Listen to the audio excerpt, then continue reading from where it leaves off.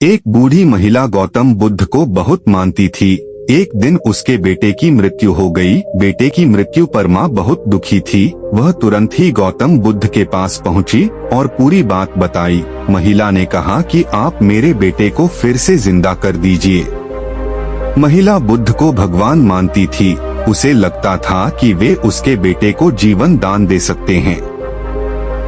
महिला की बातें सुनकर बुद्ध ने कुछ देर सोच विचार किया। सोचने के बाद बुद्ध बोले कि इसके लिए तुम्हें गांव के किसी एक घर से एक मुट्ठी सरसों के दाने लेकर आना होंगे, लेकिन एक बात ध्यान रखना, घर ऐसा हो जहां कभी किसी मृत्यु नहीं हुई हो। महिला बेटे के मरने से बहुत दुखी थी, तो उसे एक उम्मीद मिल गई कि उसका बेटा फिर से जिंदा हो सकता है। बुद्ध की बात मानकर वह गांव की ओर निकल गई और घर घर जाकर एक मुट्ठी सरसों के दाने खोजने लगी।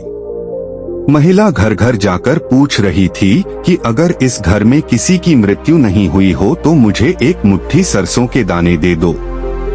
जहाँ जहाँ महिला जाती वहाँ उसे ये जवाब मिलता कि उनके घर में मृत्यु तो हुई है। किसी के घर में पिता, किसी के घर में माता, किसी पत्नी तो किसी के पति और किसी की संतान की मृत्यु हुई थी।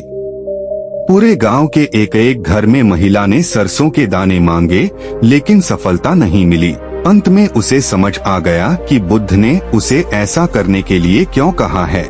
महिला समझ चुकी थी कि मृत्यु अटल है और सभी को एक दिन मरना ही है।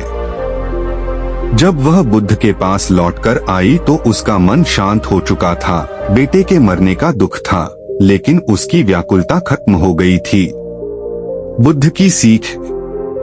इस प्रसंग में बुद्ध में संदेश दिया है कि हर एक व्यक्ति की मृत्यु तय है, इसलिए किसी के मरने पर बहुत ज्यादा शोक नहीं करना चाहिए। अपनी मृत्यु को लेकर भी मन में डर न रखें। दुखी होकर वर्तमान खराब न करें। नमो बुद्धाय। आपको यह कहानी कैसी लगी कमेंट में बताएं।